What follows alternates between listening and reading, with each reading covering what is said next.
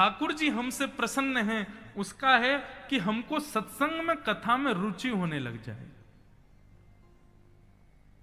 दूसरा लक्षण ठाकुर जी हमसे प्रसन्न हैं इसका है कि हमको कोई हीरो हीरोइन देख के खुशी नहीं हो रही है, किसी संत को देख के, वैष्णव को देख के, भक्त को देख करके, वृंदावन वासी को देख के, अयोध्या वासी को देख करके, द्वारिका वासी को देख करके हमारा चित्त प्रसन्न हो जाए। झांसी में कोई अयोध्या से महात्मा पधारे, झांसी से कोई अयोध्या से संत पधारे, जैसे ये कान में खबर पड़े हम विचलित हो गए, बोले कब जाएंगे, कब मिलने जाएंगे, कब उनका दर्शन करेंगे, कब उनको जाके प्रणाम करेंगे। ये विचलितता मन में हो जाए, समझ जाना ठाकुर जी प्रसन्न हैं आपसे।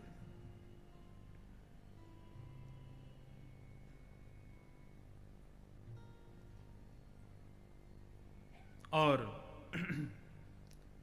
तीसरा लक्षण ठाकुर जी की प्रसन्नता का, तीसरा लक्षण यह है कि नित्य चिंता हो। किसकी चिंता? अपने अवगुणों को सद्गुण में बदलने की चिंता लगी रहे। मैं कैसे अपनी बुरी आदतें सुधारूं, कैसे अपने अवगुण को ठीक करूं। ये गलत बात है मेरे अंदर, मुझे क्रोध बहुत आता है, मेरे अंदर काम बहुत है, मेरे अंदर उसके प्रति ईर्ष्या बहुत है, ये अवगुण मेरे अंदर से कब जाएगा। अपने अवगुणों की स्वयं चिंता लगी रहे, समझ जाओ ठाकुर जी प्रसन्न हैं आपसे। व्यक्ति क्या करता है? अपने अवगुणों को छुपाता है, अपने दुर्गुणों के आगे पर्दा रखता है, ना स्वयं देखना चाहता है, ना किसी और को दिखाना चाहता है। पर वैष्णव व्यक्ति जिससे ठाकुर जी प्रसन्न है, वो अपने अवगुणों को छुपाता नहीं है, नित्य उसी की चिंता लगी रहती है कि मैं कैसे इसको ठीक करूं, मुझे ठीक करना है। ये तीन लक्षण हैं बंधुओं, यदि इन तीनों में से एक भी लक्षण प्रारंभ हो जाए तो समझ जाना ठाकुर जी आपसे प्रसन्न हैं। तो यहां जो बात चल रही है वो किस बात की है कि धर्मस्त्वनिष्ठितः पुंसां विश्वक्सेन कथासु यः नोत्पादयेदधिरतिं श्रमेवैकेवलम्। हमारे द्वारा किए गए व्रत अनुष्ठान, नियम पालन, तीर्थ यात्रा आदि इन सबको ठाकुर जी ने स्वीकार किया है। यदि स्वीकार किया है तो इसका प्रमाण यह है कि सत्संग में आपका मन लगे तो समझो ठाकुर जी ने स्वीकार किया। लेकिन बैठे तो कथा में हैं, मन घूम रहा है ग्वालियर में, बैठे तो कथा में है, मन घूम रहा है दिल्ली में, बैठे तो कथा में है, लेकिन मन घूम रहा है घर में क्या चल रहा होगा, आज सब्जी कौन सी बननी होगी, रात को जाके क्या खाना है, इन्हीं सब बातों में मन लग रहा है। तो माफ कीजिए, आपके द्वारा कथा में आना भी एक समय की बर्बादी है, वो फिर सार्थक नहीं। तन की सुध ना रहे, समय की सुध ना रहे, ये ठाकुर जी की कृपा का द्योतक है।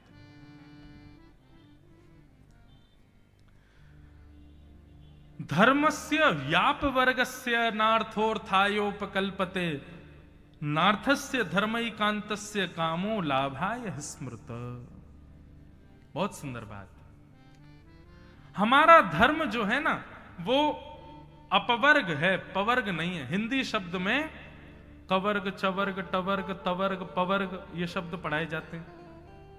जिन्होंने हिंदी वर्णमाला और बचपन की थोड़ी पढ़ाई याद हो, सबको हिंदी वर्णमाला याद होगी, आ आ ई उ ऊ सबको याद है। तो उसी में ये सब शब्द आते हैं, कवर्ग, चवर्ग, टवर्ग, तवर्ग, पवर्ग। तो पवर्ग शब्द कौन से होते हैं? प, फ, ब, भ, म, इनको कहते हैं पवर्ग शब्द। तो यहां पर श्री सूत जी महाराज कह रहे हैं कि हमारा धर्म पवर्ग नहीं है, अपवर्ग है। तो पवर्ग शब्द कौन से हुए? प, फ, ब, भ, म। यानी कि इन 5 स्थानों पर किया गया धर्म श्रेष्ठ नहीं माना जाता। कौन कौन सी 5 स्थितियां होती हैं तब आप धर्म करो तो वो श्रेष्ठ नहीं माना जाता। कौन कौन से? तो प यानी कि पाप करने के बाद में आप मंदिर मंदिर घूमो, मुझसे पाप हो गया, हे हनुमान जी मुझे क्षमा कर दो, हे दुर्गा मैया मुझे क्षमा कर दो, हे भोले बाबा कृपा कर दो, मुझसे पाप हो गया। पाप करने के बाद में आप धर्म के मार्ग पर यदि चल रहे हैं तो प्रायश्चित तो हो जाएगा, वो पाप नष्ट तो हो जाएगा, लेकिन वो धर्म में गिना नहीं जाएगा, आपकी भक्ति में उसकी काउंटिंग नहीं होगी। तो पाप के बाद में किया गया धर्म श्रेष्ठ नहीं माना जाता। हाँ, उससे प्रायश्चित हो जाता है, पाप नष्ट हो जाता है, लेकिन वो श्रेष्ठ नहीं है। पाप, पहला शब्द प, फिर आता है फ, यानी कि फल। फल की प्राप्ति के लिए किया गया धर्म। क्यों जा रहे हैं हनुमान जी के पास? क्यों जा रहे हैं शंकर जी पे दूध चढ़ाने? क्यों जा रहे हैं वृंदावन गोवर्धन परिक्रमा लगाने? कोई ना कोई इच्छा है, इसलिए जा रहे हैं। तो इच्छा के द्वारा किए गए धर्म अनुष्ठान भी श्रेष्ठ नहीं माने जाते। निष्काम भाव, बिना किसी इच्छा के, बिना किसी कामना के। तो कामना से किया गया भजन भी, धर्म भी श्रेष्ठ नहीं माना जाता। तो पाप, फल, तो प फ, फिर आता है ब, यानी कि बंधन युक्त या बंधन मुक्त होने के लिए किए गए धर्म, वह भी श्रेष्ठ नहीं माने जाते। वैसे तो कभी पूजा पाठ नहीं करते, वैसे तो कभी हवन नहीं करते, और गिनाते क्या, ब्याह जब किया था तब हमने पत्नी ने दोनों ने हवन किया था। अरे ब्याह का हवन थोड़ी कोई धर्म में गिना जाता है, वो तो आपके संबंध को प्रयोजन करने के लिए किया गया। तो प फ ब, और फिर आता है भ, भ यानी कि भय। भय से किया गया भजन, भय से किया गया भगवत स्मरण, वह भी धर्म श्रेष्ठ नहीं माना जाता। परिवार का कोई व्यक्ति हॉस्पिटलाइज्ड हो गया, आईसीयू में भर्ती है बेचारा, डॉक्टरों ने कह दिया बोले भगवान के ऊपर है, और उसके बाद लगे महाराज चढ़ाने, मंदिरों में जा जा करके लड्डू बांट रहे हैं, ब्राह्मणों से पूजा करवा रहे हैं, बोले कैसे भी हमारे दादाजी ठीक हो जाएं, कैसे भी हमारे परिवार का वो व्यक्ति ठीक हो जाए। माफ कीजिए, आपके द्वारा किया गया उस समय जो भजन है वो ठीक है, लेकिन आपके धार्मिक स्थिति में उसकी गिनती कभी नहीं होगी। क्यों? क्योंकि कामना है, भय है। तो प फ ब भ, और अंतिम आया पांचवा म, यानी कि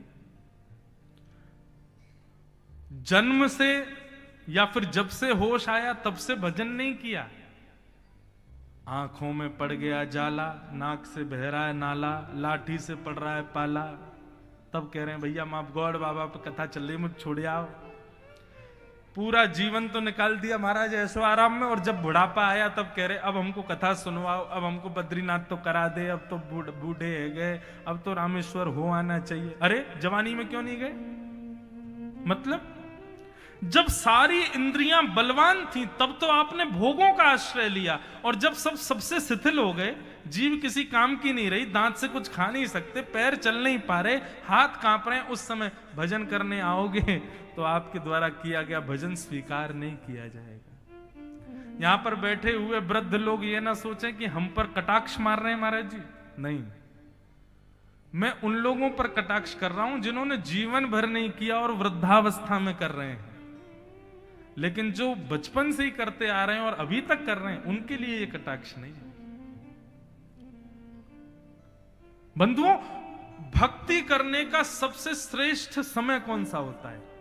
जब आपकी इंद्रियां पूर्ण बलवान हैं, जीभ कुछ भी खा सकती है, दांत कुछ भी चबा सकते हैं, हाथ कुछ भी उठा सकते हैं, पैर कहीं भी जा सकते हैं, प्रत्येक इंद्रिय बलवान है। भोग्य वस्तु दे दोगे तो उस वस्तु का वो पूर्ण रूपेण उपभोग करने की सामर्थ्य रखते हैं। उस स्थिति में आप अगर इंद्रियों से विषय भोग ना करके भगवत भजन करो तो वही सबसे श्रेष्ठ माना जाता है। उस समय की आपकी भक्ति स्वीकार की जाएगी। ठाकुर जी कहेंगे वाह भाई, तेरी इंद्रियां इतनी बलवान, तू चाहे तो भोग सकता है, लेकिन सब छोड़ के मेरा भजन कर रहा है, मुझे स्वीकार है। लेकिन जब इंद्रियां शिथिल हो गई तब एक भजन में गाया करता हूं,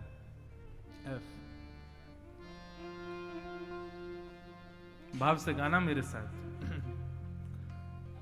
राम गुण गायो नहीं आए करके, पृथ्वी पर आकर के यदि राम जी का गुणानुवाद नहीं गाया, राम गुण गायो नहीं आए करके, यम से कहोगे क्या जाए करके, यम से कहोगे क्या जाए करके, ओ यम से कहोगे क्या जाए करके।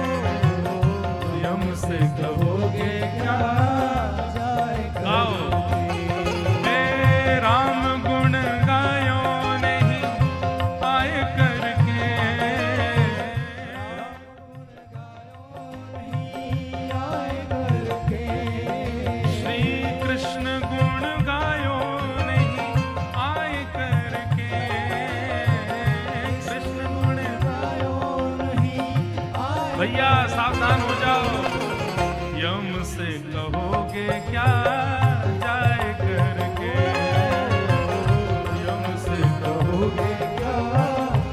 इसलिए गाओ सब लोग, सीताराम राम राम सीता राम राम राम सीता राम सीता राम ओ सीताराम राम राम सीता राम राम राम सीता राम राम सीता राम ओ राधे श्याम श्याम श्याम राधे श्याम श्याम श्याम श्याम श्याम श्याम राधे श्याम श्याम श्याम राधे श्याम श्याम श्याम राधे श्याम श्याम श्याम राधे श्याम श्याम श्याम राधे श्याम। ताल बजा के गाओ, सीताराम राम राम सीताराम राम राम सीताराम राम राम सीताराम। राजा रामचंद्र भगवान की।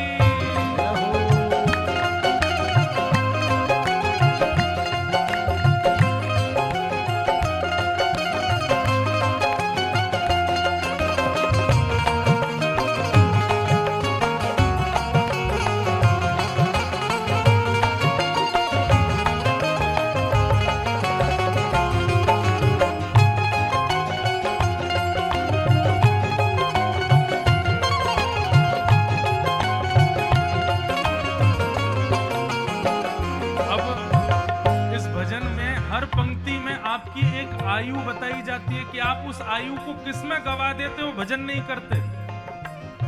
सबसे पहला, ओ बचपन में बालापन में लाड लड़ायो, बालापन में लाड लड़ायो, मात पिता पालनो झुलायो, मात पिता पालनो झुलायो, हो समय गवायो खेल खाए करके, समय गवायो खेल खाए करके, हो समय गवायो खेल खाए करके,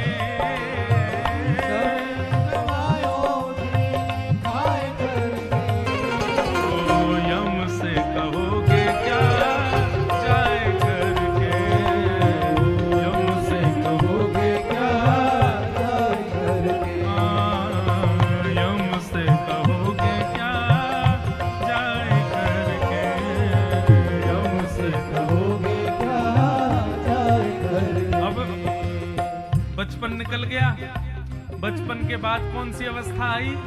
युवा हो गए महाराज। अब जैसे युवा हुए तो फिर क्या हो रहा है? तरुण भयो तिरिया संग राचो, तरुण भयो तरुण होते ही महाराज, युवा होते ही गए माता पिता के पास, पिताजी इससे मेरा ब्याह करा दो, ये मुझे पसंद है। अब तो वो जो कह रही है वही कर रहे हैं, वो जैसा बोले वही। अरे आप ही हमारी सर्वस्व हो महाराज। तरुण भयो तिरिया संग राचो, तरुण भयो तिरिया संग राचो। कैसे? नट मरकट ज्यों निस दिन नाचो, नट मरकट ज्यों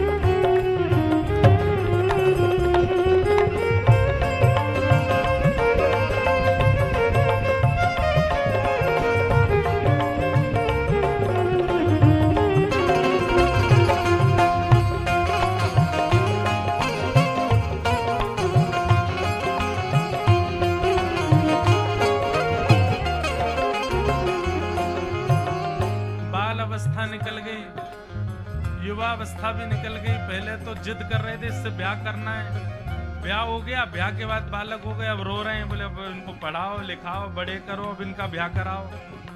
पूरा जीवन इसी में निकल गया। अब क्या आया? बोले अब आया बुढ़ापा।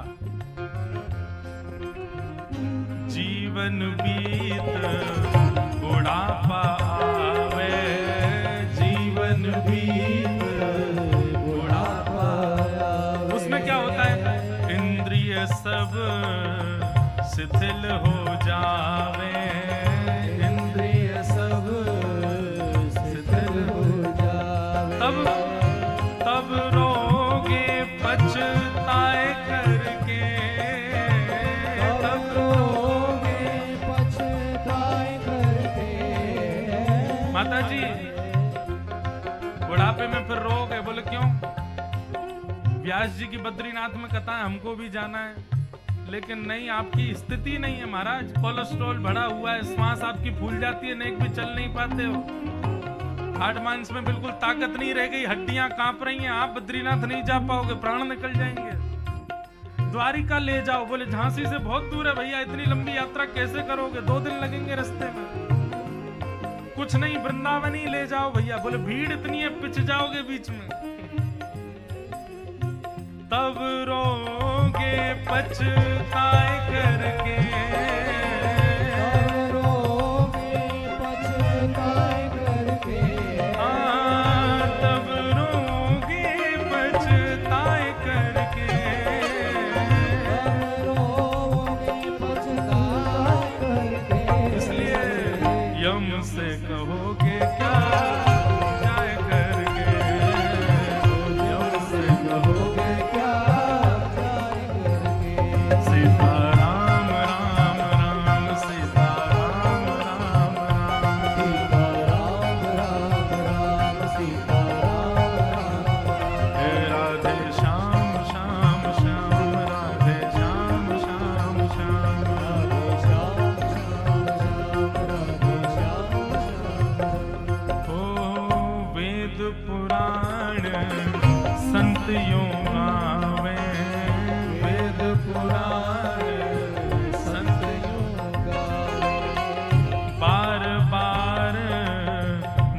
देह नहीं पावे, बार बार देह नहीं पावे। श्रीमद् भागवत में भगवान श्री कृष्ण उद्धव से एक बात कहते हैं। भगवान कहते हैं, उद्धव, व्यक्ति के ऊपर सबसे बड़ी, लोग कहते हैं हम पर भगवान की कृपा नहीं है, आपके ऊपर सबसे बड़ी कृपा ठाकुर जी की पता है क्या है? कि आप मानव हो। होते कुकर, सूकर, चींटी, बिल्ली, फिर करके दिखाते, कथा में आते दिखाते, मंदिर जाके दिखाते, कुछ नहीं कर पाते। ठाकुर जी की सबसे बड़ी कृपा हमारे ऊपर क्या है? कि हम नर हैं, हम मानव हैं। और एक बात बताएं, मानव शरीर को यदि आप मुझसे कहें कि महाराज जी बताइए ये क्यों मिला है, तो हम एक ही बात कहेंगे, मौका। बार बार पुनरपि जननम पुनरपि मरणम, इससे बचने का मौका है मानव शरीर।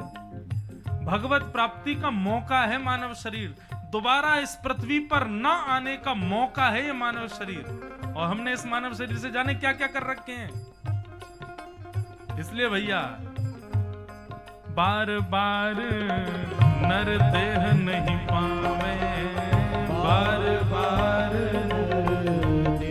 इसलिए समझ जाओ, भव से तरोगे हरि गुण गाय करके, भव से तरोगे हरि गुण गाय करके, भव से तरोगे हरि गुण गाय करके, भव से तरोगे हरि गुण गाय करके। ओ यम से कहोगे क्या जाए करके, यम से कहोगे क्या जाए करके। ओ सीताराम राम राम, सीताराम राम राम, सीताराम राम राम, सीताराम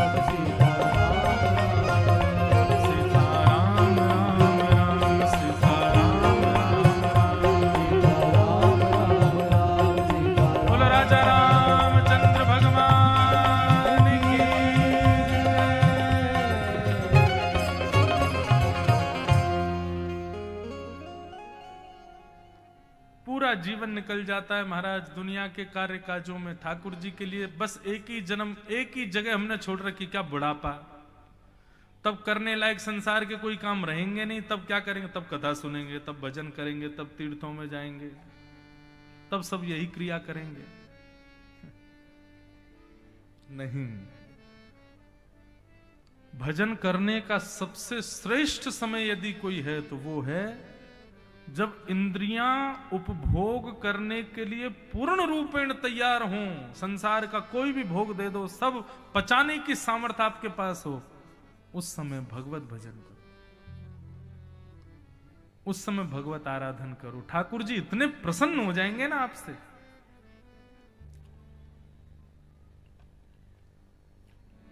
भक्ति बचपन का विषय है, बचपन का नहीं। बचपन से करो भक्ति, बचपन से करोगे तो 55 की उम्र तक ठाकुर जी मिल जाएंगे, और 55 में शुरू करोगे तो फिर तो शमशान में ही मिलेंगे ठाकुर जी। एक समय अवधि तो चाहिए ना ठाकुर जी को भी। अब किसी ने गान नृत्य करने का, नृत्य सीखने का शुरुआत ही 55 की उम्र में करी, तो फिर क्या वो नृत्य का शमशान में जाकर करेंगे?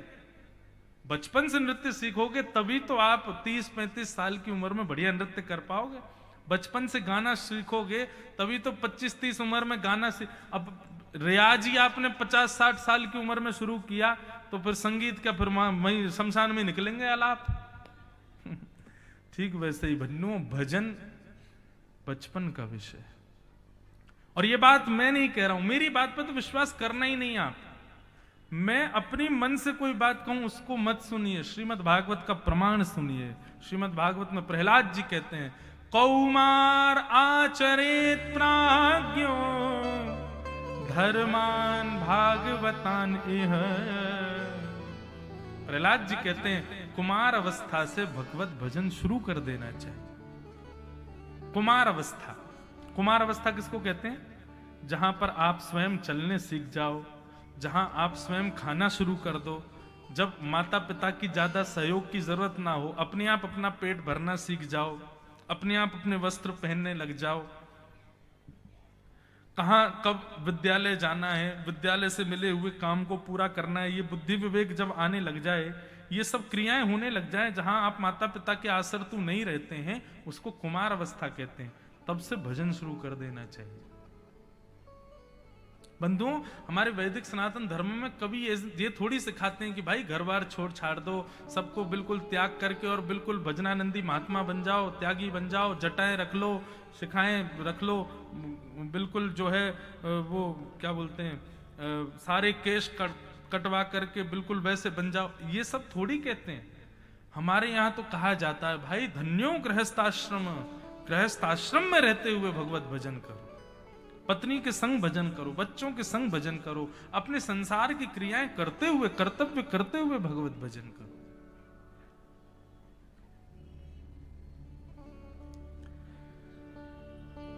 आजकल इतनी विडंबना है। मुझे 2 प्रकार के परिवार मिलते हैं। एक परिवार तो ये कहता है कि महाराज जी हमारे बच्चे बिल्कुल नहीं मानते, बिल्कुल कथा नहीं सुनते, बिल्कुल मंदिर नहीं जाते, भजन नहीं करते। एक तो ये परिवार मिलता है। और एक परिवार के कैसे मिलते हैं, महाराज जी हमारे बच्चे अभी से भजन पूजा पाठ में बहुत ज्यादा लग गए, कहीं महात्मा नहीं बन जाए, कहीं संत नहीं बन जाए, कहीं विरक्त वैरागी नहीं बन जाए। हम लोग कितने विचित्र हैं। यदि भक्त नहीं बन रहा तो भी हमको चिंता हो, भक्त बन जाए तो ये बात की चिंता कि संसार का रहेगा कि नहीं। एक जगह मेरी कथा हो रही थी, तो वहां एक बिटिया थी 20-22 साल की, वो आई कथा में, वो बहुत प्रेम से कथा सुनती। उसकी माता जी बोली महाराज जी आप ऐसी कथा मत सुनाया करो। मैंने क्यों? बोले हमारी लाली जो है वो इतना भजन करने लग गई है, अब वो बिना प्याज लहसुन का उसका अलग भोजन बनता है, गले में कंठी माला पहनती है, अपने ठाकुर जी की सेवा करती है।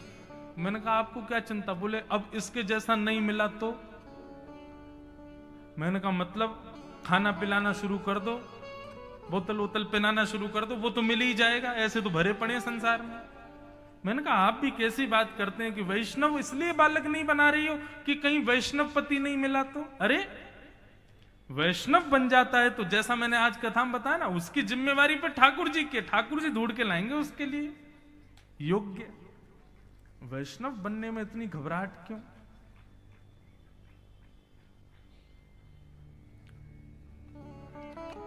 सूत जी महाराज इस प्रकार से प्रवचन कर रहे थे, तभी उन्होंने भगवान के कुछ अवतारों का वर्णन किया। बंधुओं, कोई कहते हैं 10 अवतार, 24 अवतार, ये सब देखो क्रम तो है ही, पर यदि आप मानो तो हरि अनंत है। श्रीमद् भागवत के एकादश स्कंद में लिखा है कि आप पृथ्वी के धूल के कणों को गिन सकते हो, लेकिन भगवान के अवतारों को नहीं गिन पाओगे। इतने अवतार हैं ठाकुर जी के। ठाकुर जी की लीलाओं को आप गिन नहीं पाओगे, इतनी लीलाएं हैं ठाकुर जी की। इसलिए हरि अनंत है, उनके अनंत अवतार है। अभी मैं और आप कथा सुन रहे हैं झांसी में बैठ के, ठाकुर जी कहीं ना कहीं किसी वैष्णव के यहां कोई अवतार धारण करके कोई लीला इस वक्त भी कर रहे होंगे, हमको नहीं पता। कभी ना कभी उजागर होगी वो बात। अनंत है ठाकुर जी।